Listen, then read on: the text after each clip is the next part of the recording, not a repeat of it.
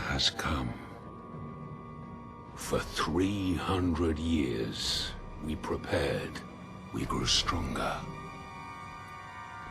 While you rested in your cradle of power. So it's been a pretty fun weekend to watch the box office because Sonic the Hedgehog has been a gigantic hit. That movie's doing very well. And I think that a lot of that is due to the fact that they've respected fandom. They've been thanking fans all weekend, pretty much doing really good PR. And, you know, it's a decent movie. Is it the greatest movie in the world? No, but it's still fun. I had a good time watching it. And then we have Birds of Prey. It's fallen again. It sat at number 2 over the weekend, but it still didn't bring in much money. A lot of empty theaters again.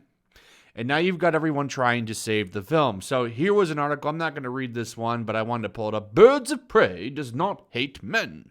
It hates a system that makes monsters. It goes on to talk about how the film fights capitalism or something. I don't know. It's a terrible article. I just wanted to pull this up as an example to show that they're still trying to push people to see this movie. But here's the thing. All of these articles that are trying to explain why you should see this movie, why this is a great movie, they all lie on political arguments, which is like, this is not what I want when it comes to see a movie. I'm going to see a comic book movie to have a good time, not to be preached at, not to be lectured, none of that stuff.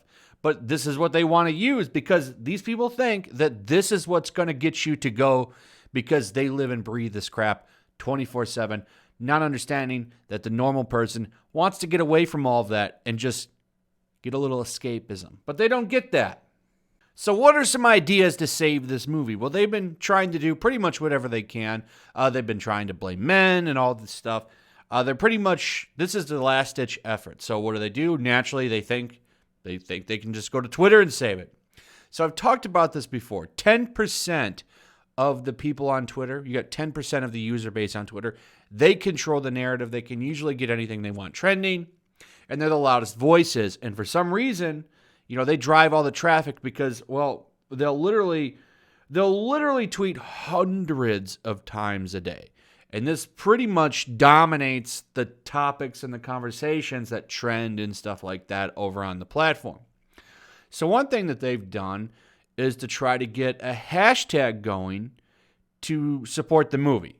It's like reasons that you should support Birds of Prey, to try to rally people up, get them to go to the movie, show some support because they didn't do it in the first place, because as predicted, the woke crowd doesn't put their money where their mouth is. And the fact that they're really not that big. They're really not that big of a movement. But the problem is they're so damn loud that they can get a lot done. And they have nothing else to do. That's really the two big things. So what do they do? They make a little hashtag now, and they're trying to give you reasons to go see the movie. And boy, oh boy, what great reasons they give you. Let's check out some of these reasons that will excite you, get you fired up, get you pumped up to go see Birds of Prey. Let's see these reasons. I'm sure they're going to talk about the movie being fun and energetic and reasons that it's around the comic book and Harley Quinn does this and that. What are they going to say? I'm sure they're very compelling arguments, right? Here's one of the top ones. This is one of the ones that's got the most retweets and likes. Let's look at this really compelling argument. I'm sure this is going to want to get people. If you haven't seen this movie, you're going to hear this and you're going to want to jump up and go see this because it really just throws out tons of reasons about the plot and why it's a good film. Let's go ahead and go over hashtag reasons to support Birds of Prey. 1, it's a film directed by an Asian woman, written by an Asian woman, with an Asian cinematographer, starring all women of different ethnicities, and with multiple Q characters. There you go. That's it. I'm sold. I had no other reason to see it before, but now, knowing nothing about the plot at all, I'm definitely going to go see it because it had women of different groups all over it. That's definitely a reason to see it. You're right. I'm so pumped to go see this movie that you didn't tell me anything about. Here's the thing, man. These aren't reasons that the normal person wants to go see a movie. The fact that it has all these is fine, but you still need to tell a good story. You need to have good marketing. You need to have reasons for people to go see it. These aren't going to get anybody excited to go see a movie. Most normal people want good stories and want good entertainment. They don't want this kind of marketing. This is not what gets people excited to go to movies. I'm sorry. You might not like that, but people want reasons to go. This isn't a reason to go see the movie.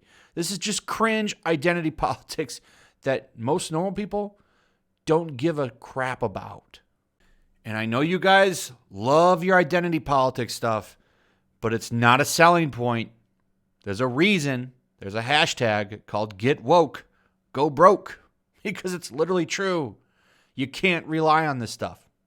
And once again, a company thought we can market to this kind of message, and it didn't work out. Didn't work out at all. Now you have a flop.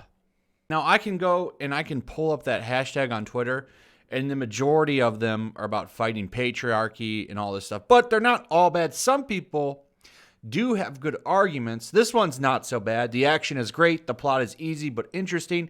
It's different than any other comic book movie as it tells a story differently and can lead the way to more creative freedom in DC and also help future female-directed comic book movies.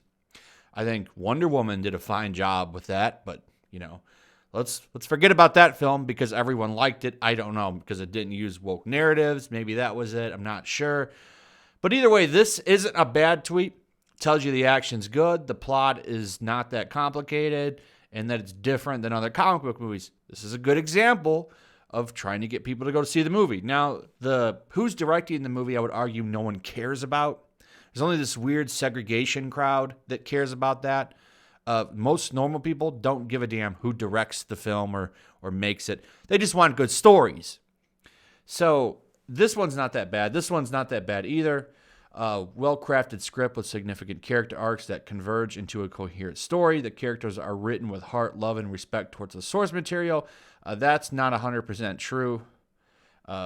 It's not very authentic when it comes to the source material. But to be fair, most comic book movies today aren't that close to the source material. They make a lot of changes. So that's a forgivable thing. I mean, look at the X-Men movies for a good example of that. A lot of changes in the MCU and so on and so on. The humor is smart and the actors deliver their best performances. This is a good tweet.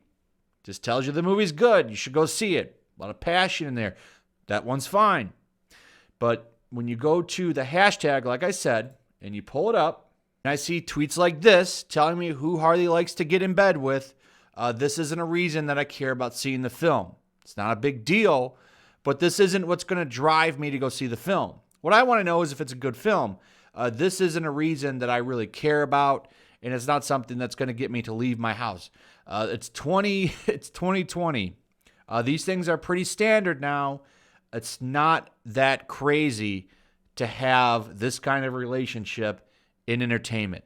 It's really not. But apparently this is a reason to go see the film. I just want to know if it's good or not.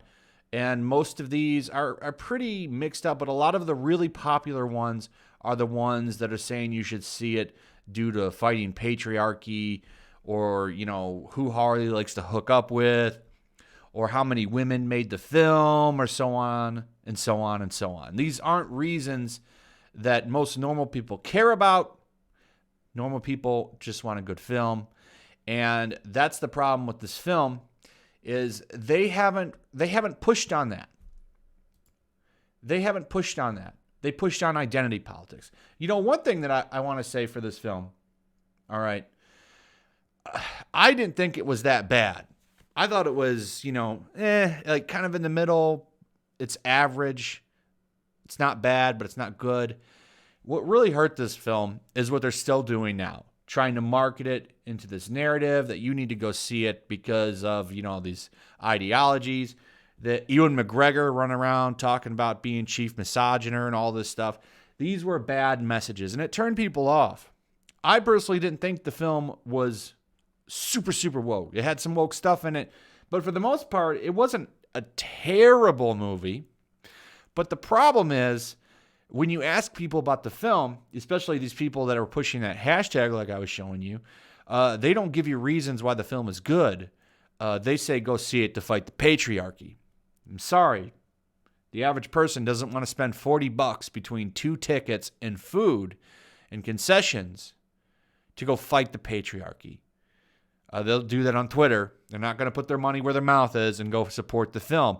Because you did that, this is what happens. You got crushed by Sonic and you flopped the movie. You had to change the title. You had to blame Corona Chan and all this stuff. Excuse after excuse. And because of that, you have a flop. And hopefully this will teach you not to market the movie like this, because you did the marketing for this all wrong. You made enemies of men, and you're confused to why they didn't show up to support your movie. Maybe you shouldn't have said the movie's not for them, and they would have showed up. So anyway, that's pretty much it. I'm glad to see Sonic's doing well. And, Birds of Prey, I don't feel bad for you. You made the bed you laid in. And that's just how it is. So, that's pretty much it. I think this will probably be the last Birds of Prey video. There's not really much else. This is kind of the last-ditch effort to save it. I don't know what else can be done. This was their tiers. And I think next week, a lot of theaters are going to start dropping it. And there's really not much else to say. This movie's finished. Unless there's a huge cry about it and somebody writes a really hilarious article, I don't know what else can be said about Birds of Prey. It's over. Sonic, I'm looking forward to those tiers. I'm sure within the next week or two, it'll be called an istophobic movie or something like that, or helps istophobe people. I'm sure that's coming. But R.I.P. Birds of Prey. We had a good laugh, but it's time to send you off. Anyway, let me know what you guys think about all this. I'd like to see your comments. What do you think about this? Are you enjoying these tiers? Was this just predictable? Did you see all this happening? Let me know what you think. Also, throw a like up, share the video. Make sure you're still subscribed. Subscribe if you're new. Hit that notification bell. And I'll see you guys on the next one. Peace. Also, if you want to help support the channel, check out my Teespring store. There's a link in the description. You can find some merchandise in there that you might want to check out. Also, take a moment. Make sure you're still subscribed to the channel. There's something going on right now, and they've been unsubscribing people. So just take a second and double check on that, and subscribe if you're new.